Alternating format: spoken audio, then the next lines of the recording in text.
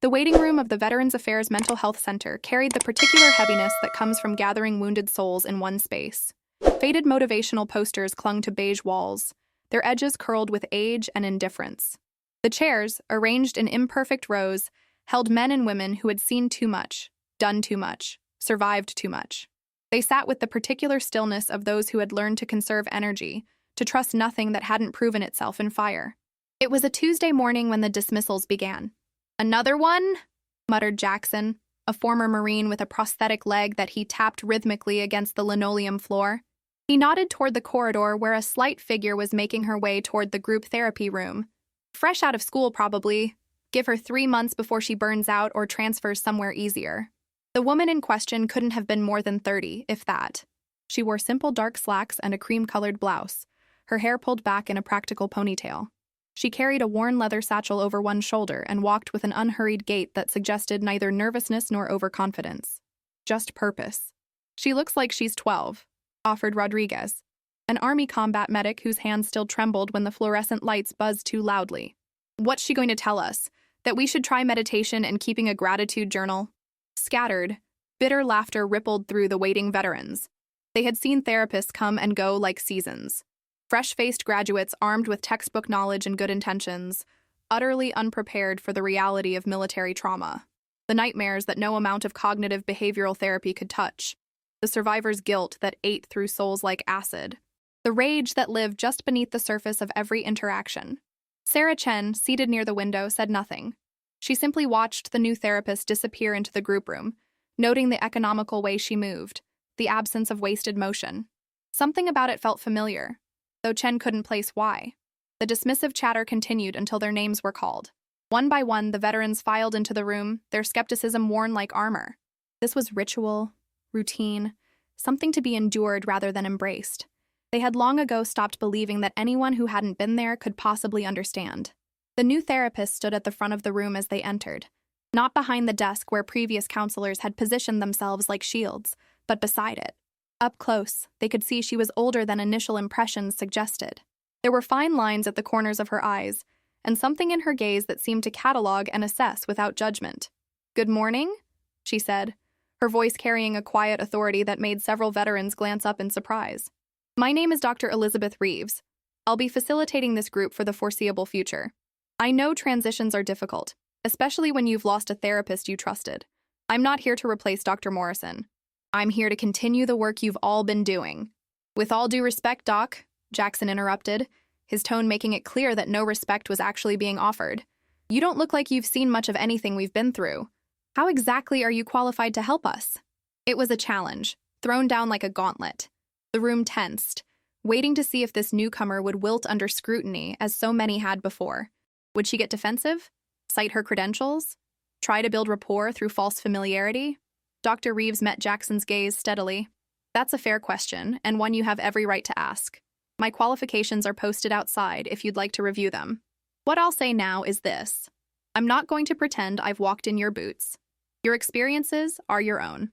But I am here to listen, to witness, and to help you carry what you need to carry while setting down what you don't." It was a diplomatic answer, neither defensive nor presumptuous. Jackson sat back, not satisfied but willing to wait and see. The session began. For the next hour, Dr. Reeves demonstrated a competence that surprised them all. She didn't rely on scripted questions or awkward icebreakers. When Rodriguez spoke haltingly about a difficult anniversary approaching, she listened with complete attention. When Chen mentioned a triggering incident at the grocery store, Dr. Reeves asked clarifying questions that suggested genuine understanding of hypervigilance and threat assessment. Still, the invisible wall remained. She was civilian. She was an outsider. She could be competent, even skilled, but she would never truly understand. The session was nearing its end when the door opened. Every head turned, a reflexive response born of combat awareness. A man stood in the doorway, and the temperature in the room seemed to drop 10 degrees. He was in his 60s, built like a fire hydrant, with close-cropped gray hair and a bearing that screamed military from 50 paces. His uniform was pristine, Marine Corps dress blues with rows of ribbons that told stories of decades in service.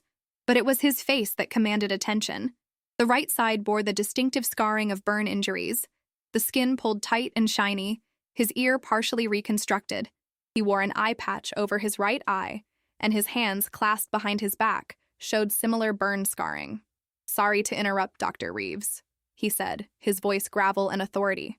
"I have those files you requested." The room had gone completely silent. Every veteran recognized those ribbons: Silver Star, Bronze Star with Valor device, Purple Heart with multiple clusters. This was a warrior who had walked through hell repeatedly and kept walking. What happened next would be recounted in the VA Center for months to come. Dr. Elizabeth Reeves stood smoothly from her chair. In one fluid motion, her posture transformed. Her spine straightened to perfect military alignment. Her shoulders squared, her chin lifted to precisely the correct angle. Her hands came to her sides, thumbs along the seams of her slacks, fingers slightly curled. She was at the position of attention, textbook perfect, and it was like watching a completely different person inhabit her body. "Thank you, Sergeant Major," she said crisply. "Set them on the desk, please." The scarred veteran's visible eye widened fractionally. Then, incredibly, impossibly, he came to attention as well. His heels clicked together with a sound that cracked through the room like a rifle shot. His hand came up in a salute so sharp it could have cut glass. "Ma'am," he said, and the single word carried layers of meaning that every veteran in the room understood instinctively. This wasn't courtesy. This wasn't protocol. This was respect, earned, and absolute. Dr. Reeves returned the salute with equal precision, held it for the appropriate count, then dropped her hand. "As you were, Sergeant Major." He executed a flawless about-face and departed, closing the door behind him with careful quietness.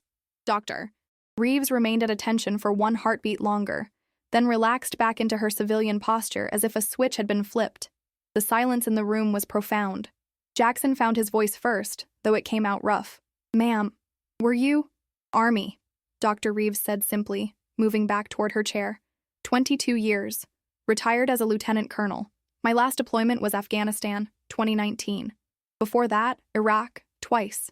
And before you ask, yes, I've been where you are now. The nightmares, the hypervigilance, the anger, the feeling that no one who hasn't been there could possibly understand. Chen was staring at her with new eyes.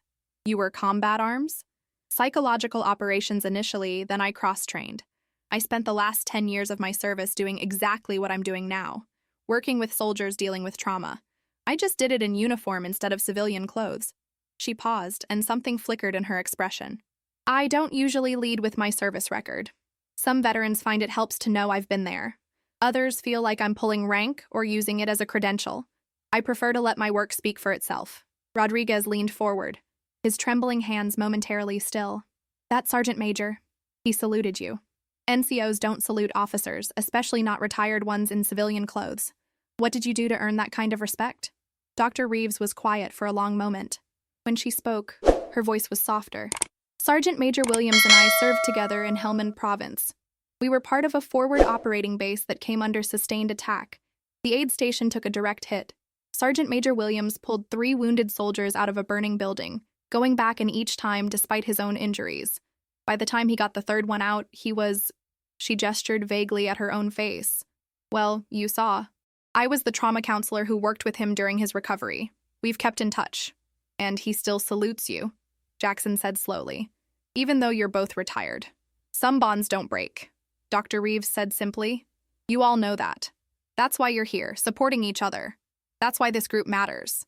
The atmosphere in the room had fundamentally shifted. The wall was still there, but it had developed cracks, light streaming through. These veterans were looking at their new therapist with something that hadn't been present before. The beginning of trust. Sarah Chen cleared her throat. "Ma'am, Dr. Reeves, why didn't you tell us from the start?" It was the question they all wanted answered. Dr. Reeves considered it carefully. "Because I didn't want my service to be a shield or a shortcut," she finally said. "Yes, I've been in combat. Yes, I understand military culture and trauma in ways that civilian therapists might not. But each of you has a unique story, unique pain, unique path forward. I didn't want you to assume that just because I was military, I automatically understood your specific experience. I wanted to earn your trust through listening, not through shared service." She looked around the room, meeting each person's eyes in turn. "I'm not going to stand here and claim that my deployments were exactly like yours. Jackson, I never lost a limb. Rodriguez, I wasn't a medic making life or death decisions in the field. Chen, I was in special forces running operations behind enemy lines. Your experiences are yours. But I have walked a version of this path. I know what it's like to come home and feel like you're speaking a different language than everyone around you. I know what it's like to hear a car backfire and have your whole body react before your brain catches up. I know what it's like to wonder if you'll ever feel normal again. Do you? Jackson asked quietly. Feel normal again? Dr. Reeves smiled, and it was genuine but tinged with sadness. I feel functional. I feel purposeful. I have good days and hard days. I've learned to manage my triggers and reach out when I need support. Normal is probably the wrong word. But whole? Yes. Eventually, I felt whole again. Different than before, but whole. The session ran 20 minutes over, and no one moved to leave. Questions poured out, not just about her service, but about her own recovery process. What had helped?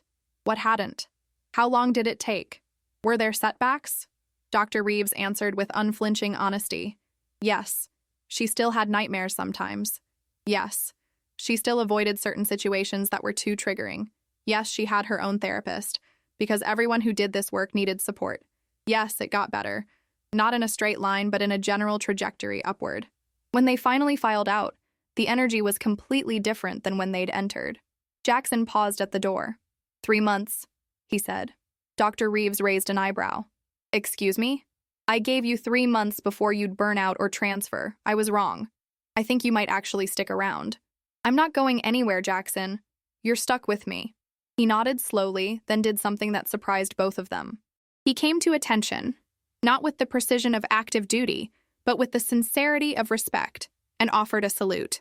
Dr. Reeves returned it, her eyes bright. As the weeks turned to months, word spread through the VA center about the new therapist, who was actually a retired lieutenant colonel with combat experience. Her groups filled up. Her individual appointment slots became highly sought after. But more importantly, the veterans she worked with began to show progress. They still had hard days. Trauma doesn't evaporate just because someone finally understands it.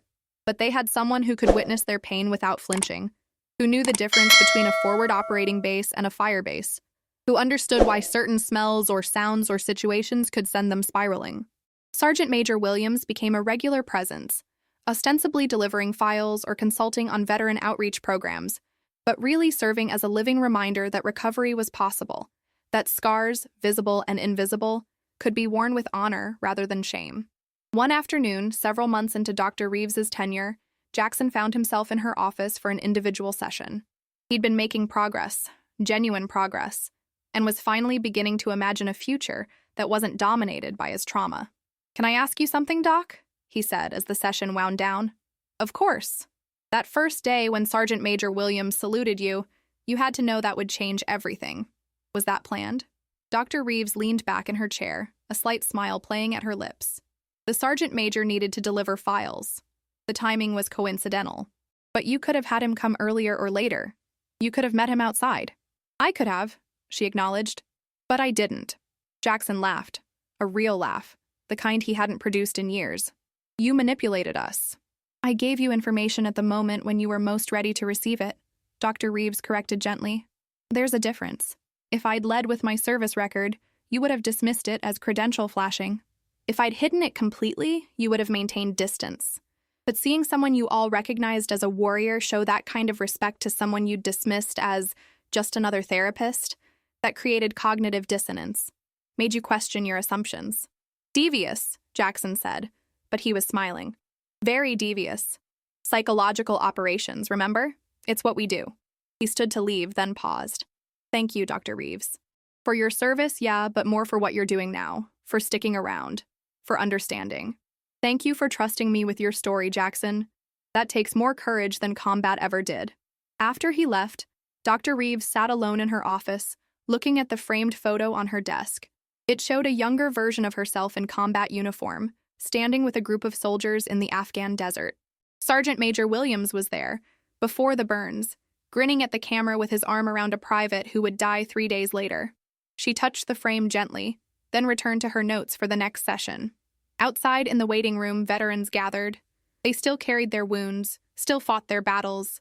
But now they fought them with someone who understood the terrain, who had walked through similar fire and emerged on the other side. They had dismissed the new therapist as just another well-meaning civilian who would never understand their world. They had been wrong, and they had never been more grateful to be wrong about anything in their lives. The work continued. The healing, slow and hard one, continued. And in a VA center where hope had often seemed in short supply, it grew, one session, one story, one small victory at a time.